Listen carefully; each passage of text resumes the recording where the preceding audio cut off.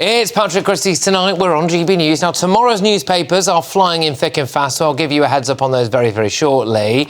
But details are emerging of the horrifying number of foreign criminals claiming to be Christian in order to escape deportation. Indeed, a Bangladeshi man who served 12 years behind bars for murdering his wife successfully appealed against the Home Office's attempts to deport him because he claimed he was a Christian.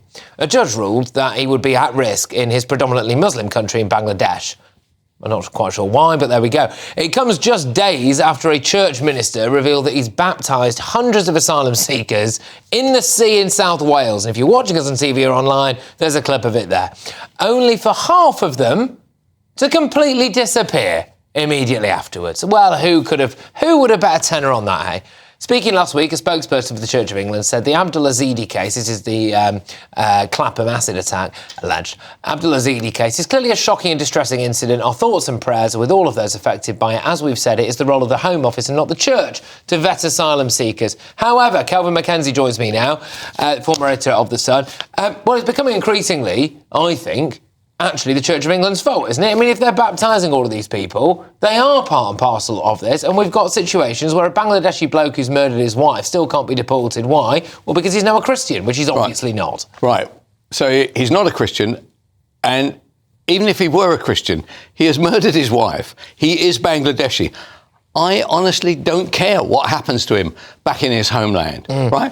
The man's a killer. Yep. Why should it be our responsibility to nurture him and find him work or do whatever it is for it? This is a problem for his own country, and it's his own country whose job it is to defend him. Unless they are a nation where, if they are a Muslim nation, where actually they think it's quite a good thing for Christians to be taken apart. And there are, of course, countries within the Middle East in which that view is very much predominant. So it's an absolute disgrace, this. The Church of England's role in all this, and not only the Church of England, other churches as well, true. Baptist churches and the like, right? Which is the one connected with Azidi, right? No, they have a role, and they have chosen to say, we are all God's people. And then when this goes wrong, then they say, oh, it's the Home Office. I'm afraid they are led by the Archbishop of Canterbury, who stands up constantly and says, boat people, come on over. And on that basis, if they want preferment within the Church of England, then the way to get it is obviously to baptise people. Should victims of asylum seekers who've converted to Christianity and then gone on to commit crimes, and where they've used their conversion to Christianity as the basis to stay in the country, be able to sue Justin Welby? Well, that is a very good idea, and I think they should definitely.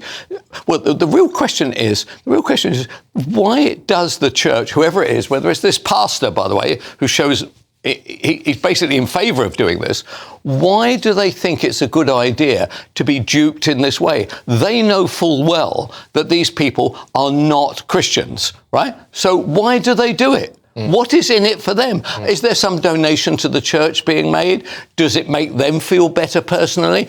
These questions have to be answered. And I would be grateful if somebody would pass a law which basically said you have to actually face some strict... I mean, there was one judge pointed out to another judge that actually, how on earth could that person be converted when, in fact, he'd only been in the country 5 weeks and hadn't mentioned it on his arrival? Yeah. So in 5 weeks, he went from Islam to the good Lord. And the conveyor belt is being exposed. So what we have now, and this is according to testimony of people within the church, was Muslim men at the back of the church with wads of cash in their pocket, a ready army of people waiting to be baptised, then photographs going immediately on Facebook, and then, shock horror, hours later, phone calls from immigration lawyers asking that vicar or that priest or whoever to go on record and vouch for that person being a Christian now. So it's a conveyor belt. Right. So the conveyor belt, is it led by lefty lawyers? At the core, it's the lawyers, but it's everyone involved, isn't it? But